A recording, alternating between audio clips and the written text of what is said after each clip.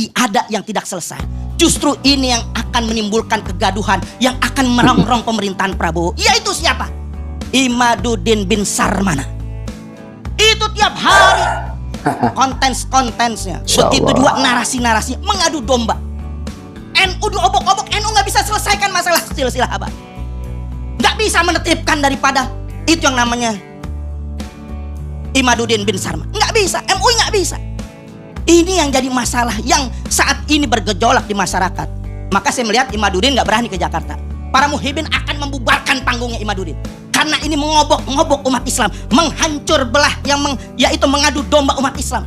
Yang akan di mana-mana itu gaduh dibuat seluruh Indonesia. Setiap hadir Imaduddin pasti terjadi kegaduhan, pasti terjadi penolakan. Kenapa? Ini yang harus kita pentingkan, ini yang harus kita utamakan. Ini pemecah belah bangsa. Ada apa di belakang itu semua? Hanya PKI yang selalu mengadu domba umat Islam sehingga nyaman dengan adu domba ini. Kalau dia kiai, kajian ilmiah, selesai kajian ilmiah. Bahkan Robitoh Alawiyah sudah membuat kajian yang mengundang itu Imaduddin bin Sarman itu dengan kajian 674 halaman. Kemana itu Imaduddin? Kalau mereka mau niatkan selesaikan. Jangan dibiarkan. Pemerintah harus hadir, MUI harus hadir, Kemenak harus hadir, saudara. Karena ini sangat berbahaya. Ini yang akan meletup di rakyat-rakyat kita yang akan bisa membesar menjadi bola salju yang terus menggelinding, dan ini akan menyusahkan rakyat Indonesia. Terima kasih. Boleh. Khusus yang terakhir, karena saya tahu persis tentang Kiai Haji Imaduddin Utsman, makanya kita buka bedah masalah seminar di UIN. Kalau Ustadz Novel Bamukmin bersedia, kapan pertemukan Kiai Imad dengan satu di antara tiga? Habib Rizik, Habib Lutfi bin Yahya, atau Taufik As-Sayyaf? Boleh kapan saja, insya Allah saya bertanggung jawab menghadirkan untuk diskusi, karena saya meminta bolak-balik ke Kiai Imad. Jangan sekedar menggelinding di luar, ini saya bicara langsung. Ayo ketemu, tapi pasti supaya selesai. Kita juga tidak mau ribut-ribut seperti ini. Baik. Karena gitu. Jadi mohon nanti antum jawab saja satu di antara tiga tadi. Kapan antum bersedia menghadirkan, saya tanggung jawab hadirkan Kiai Imad. Kalau buku yang 600 halaman saya sudah baca, bukunya Kiai Imad saya sudah baca. Tidak akan selesai saya bilang kalau seperti ini. Kapan saja kita undang satu di antara tiga tadi, Habib Rizik, Habib Lutfi, atau Habib Taufik As-Sayyaf. Kapan bisa datang, kita bertemu, saya siap menghadirkan Kiai Imad, insya Allah. Saya bertanggung jawab. Jadi saya mau bertanya dulu dengan Kiai, ini sebenarnya Imaduddin Al-Utsmani atau Imaduddin Utsman atau Imaduddin bin Sarman? Saya tanya antum sekarang, Ibnu Taimiyah itu nama siapa? Bukan nama bapaknya. Oke. Sekarang Ibnu Qayyim Al-Jauziyah nama siapa? Bukan nama bapaknya. Masalah enggak? Ya enggak masalah. Tidak masalah, selesai sudahlah. Ya. Cuman kan kita harus tahu. Saya kira sudah, tidak usah pakai cuman, sudah selesai kalau tidak masalah. Tapi ini tidak topik pembicaraan. Novel Bamukmin, kalau boleh dipanggil ya Novel Dul Mukmin, ini memang pentolannya 212. Wah, ini FPI ini. Makanya tidak kaget lah seumpama omongannya ya seperti itu, memutarbalikkan fakta. Ini sebagai iktibar buat kita semua. Kalau kita cermati ya, pola yang diterapkan gerombolan Kabib maupun jongosnya, mukibinnya ini, itu sama. Selalu mengunggulkan golongan mereka saja. Mereka mengunggulkan gerombolan mereka saja. Tidak ada sejarahnya bisa mengumpulkan jutaan orang kecuali aksi 212. Ini mengunggulkan golongan mereka saja. Dan mereka kompak. Kekompakan mereka itu dari kabibnya maupun jongosnya, mereka kompak memanggil Kiai Imad dengan sebutan si Imad bin Sarman. Cuma Dul Mukmin ini tidak mengatakan Al-Kaburi. Tapi narasi yang dibangunnya itu menunjukkan ke Al-Kabri, mengatakan, dan Kabib dan para Jawa mengatakan pemecah belah umat. Berapa kali kami mengatakan mereka itu pintar sekali memutarbalikkan fakta. Justru yang memecah belah umat itu ya golongan mereka.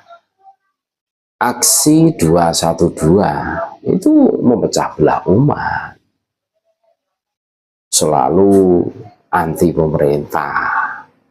Umat bingung. Yang tadinya itu paham, gara-gara tercekoki doktrin mereka, akhirnya bingung. Nah, ini loh, ini sebagai catatan kita. Catatan kita, jangan sampai kita terbawa oleh gerombolan orang-orang yang nggak jelas ini.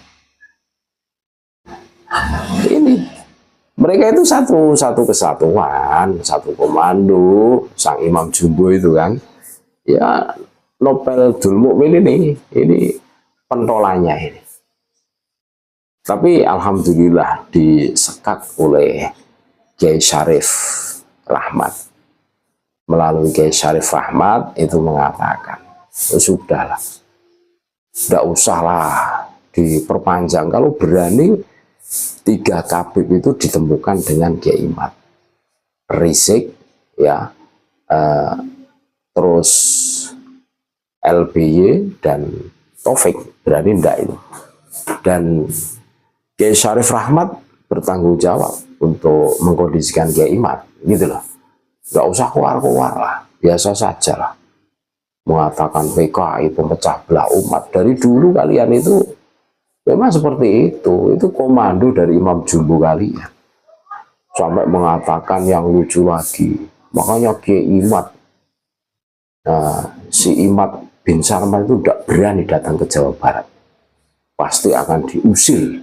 Setiap si Imad datang pasti bikin gaduh. Wah, yang bikin gaduh itu kalian, demo 212, demo berjilid-jilid, itu kan bikin gaduh loh. Bikin gaduh bagaimana? Pengajian loh bikin gaduh.